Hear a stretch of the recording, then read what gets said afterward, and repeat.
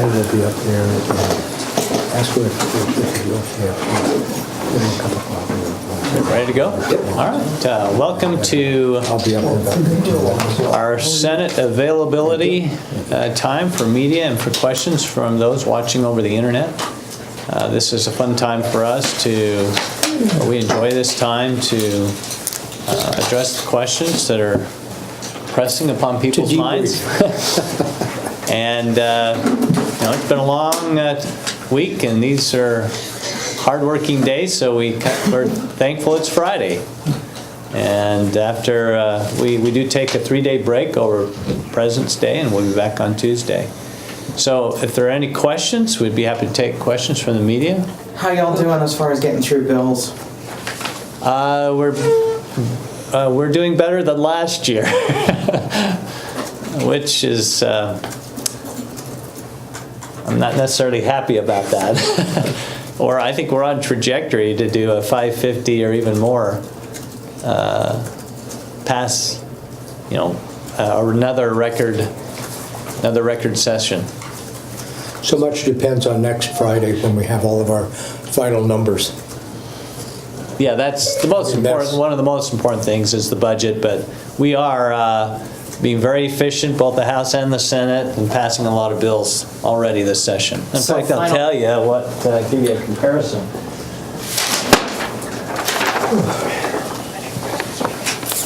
House bills passed the legislature 3 more than last year. They're 55 versus 52. This was as of last night.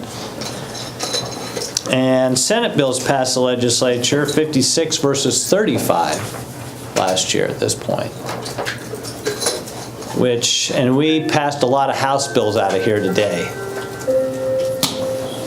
Because of our third reading calendar, even though it's a Senate day today, we have to clear off our third reading calendar, so we sent probably 20 bills over to them, which makes that 75 now for the House, and we'll have a comparison later today after afternoon floor time, but we are on trajectory for another record year of passing bills. So budget's coming out next week, next Friday, you anticipate? It would be our forecast. Senator Budget Stevenson? forecast, how's that looking? We don't know how it's looking. Okay. Too early, huh? Spending a lot of money. From what I'm looking at here, it's not looking very good. It's not looking very good. I'm not sure what the, let me clarify that. We don't know what those numbers will be, but I do have all this subcommittee priority list right now. And we've got 395 risks in ongoing.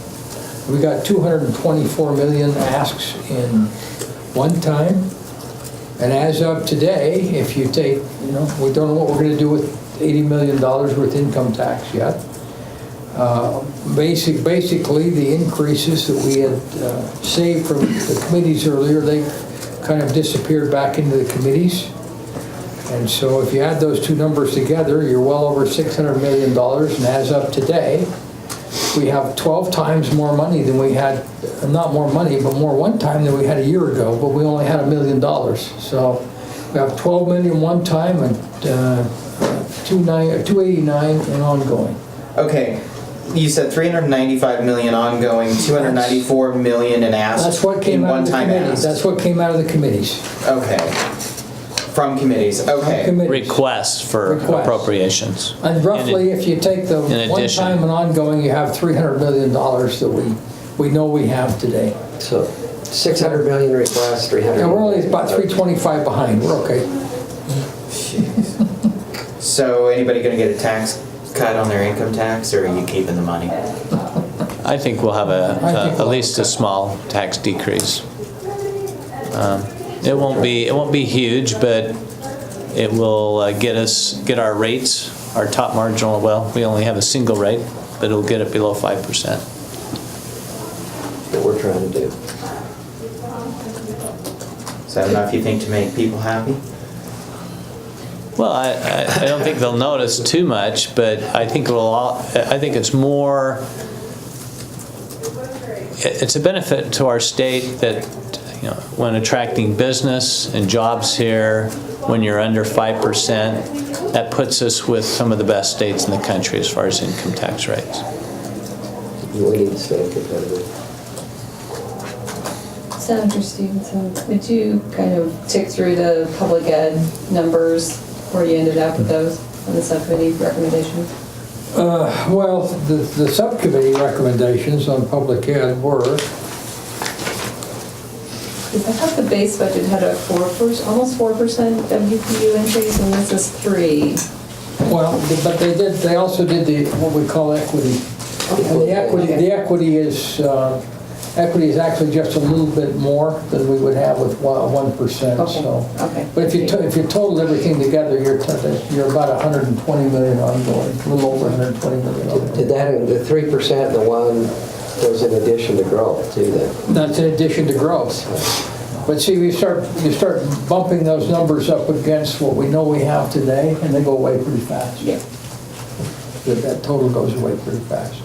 And in higher ed, are you going to push the institutions to quit using tuition waivers? That was a point of discussion last night in EAC. And I think the answer to that is that's ongoing. And I think that's an ongoing discussion. There will be I think there's a bill coming through that kind of restructures that tuition waiver. I mean, not do away with it, but use it less. Yeah, not do away with it, but, I said that you know, wrong. really, if you look at that tuition waiver thing, it's kind of, some of it's kind of funny money almost. If we took, and the suggestion last night, don't know what the bill's going to do, but the suggestion last night was we take tuition waivers, do them for the first year, and then after that, especially on this, where, you know, the parents and grandparents have opportunity to send kids into our state for, but if you did it for only 1 year and then work with the university so that we certainly have a lot of demand for jobs in the state of Utah, work with a young person so they have a job in the state here and then give them residency, that number looks different. Thank you. Any other questions? Anyone want to chime in on Netrobbing? Did he announce today? He finally did. Bright and early. Oh, Really? well, the suspense is over. Well, we're glad he's announced, so. I actually wasn't here. I noticed that was, some of you received calls, but I actually talked to him yesterday morning for a few minutes. He called and said what he was going to do. He didn't think that was an appropriate time yesterday with the school shootings. And so, but we had a nice chat. I've met him first back during the Olympics, but I'm certainly a supporter. So let me be a little bit, ask you some questions. You surprised that he's in? Just checking, you know, I thought I'd see if I could reverse the role a little bit here. A little public opinion poll and see what the press thought, but I don't think Probably the worst kept secret in Utah. Is there anyone on the planet that's surprised? He's been very The wise worst about kept how he's secret, done that. that's a good way to put it. Stop and think about this. He hasn't spent an ounce in campaign money yet. And we're headed down that path. So I think that's absolutely brilliant. Welcome, Senator Van Tassel. Can you comment on how Senator Okerlund's doing? Or? Well, you know, he's waiting, I think everybody knows that he's a candidate for a transplant, and he's had the heart pump for some time, and so he'd start the day at high energy, and by the end of the day, it's hard for him to keep on the list and be ready for a transplant. And so we just thought we'd kind of help him not worry about what's going on here and let him rest and get the new heart that he needs, and then he'll be back in full swing. We feel confident about that. But in the meantime, ask Senator Van Tassel to step in and help us, because we need that help and leadership. And we really appreciate the appointment that the president made. I think it was a good choice for that temporary position. And we do miss Senator Okerlund, and we're looking forward to working with Senator Van Tassel. Do you expect Senator Okerlund to pop in at all for any votes? We don't know. It'll be based on his condition. And we did want to emphasize that the positions that we've changed with Senator Van Tassel and Senator Vickers are of a temporary nature. And once Senator Okerlund is back in full swing, we'll go back to where we were. But until that time, we'll have these temporary positions. There's no question in my mind that he's, obviously he's had, most of his care has been done at the University of Utah Medical Center. And that's probably one of the best on the planet.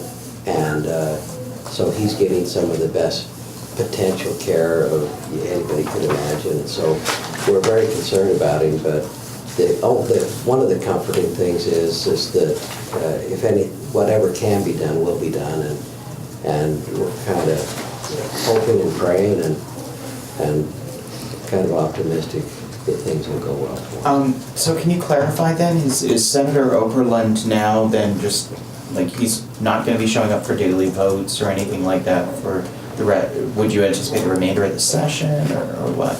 We don't know yet. We don't know. No, I'm Kind of taking it as it comes. right. Okay. If you'll notice, I stayed in my desk today. We're leaving his desk open, and I'm not going to change offices. So if he shows up for a day, he'll have his desk to set in and things as they are. I might have to go back and visit with Senator Adams on some issues as we go. But you know, the intent is that it's a pro-term, temporary issue, and at this point in time, we don't know how it's going to play out, but we can go on, and we're going to have a couple of busy weeks here, and it allows us to continue to move forward and have a full leadership contingency. He can come back and tell me where to go. Our concern. I think the one thing that we need to keep in mind, this is a personal health problem that he's got, and probably the family should be making most of the comments on his general health. Have you, switching subjects slightly, have you had any update on the investigation from the Highway Patrol? No, with but I Senator Vickers? had anticipated some kind of report on that. I just haven't checked, and maybe, Mark, we ought to check and see where that's at so we could report on that maybe Tuesday or Wednesday. Okay. But let me just, kind of in conclusion with Senator Okerlund, we're not concerned about how things are shuffled around here. Our concern is with him and his health, and that he gets back here in full swing. I was, two things, under HIPAA, none of us could say anything if we knew it. And two, I am just so grateful we've got great talent that can be shifted around here that helps us move through the legislative process that we have to go through.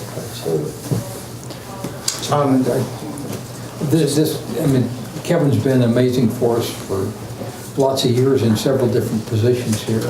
We're going to hate to lose him, but gosh, what an opportunity to be able to just reach into the body and pick out someone who doesn't cause a lot of undue influence in upcoming elections or anything else, but has all the capability of filling this slot.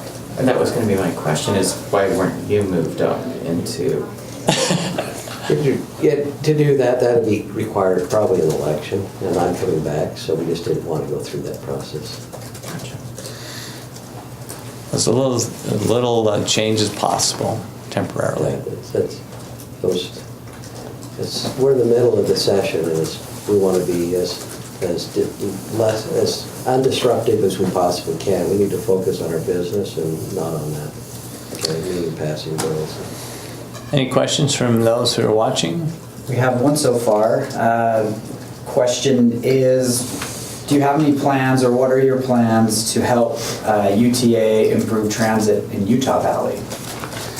Utah Valley. Well, Senator Adams is probably the foremost expert on that issue here.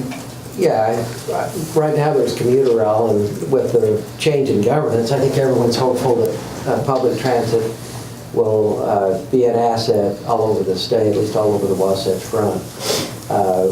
It's very difficult with the infill we've had to be able to continue to widen freeways and to add more lane miles or more roads, so public transit's got to be part of the problem, part of the solution to the problem. And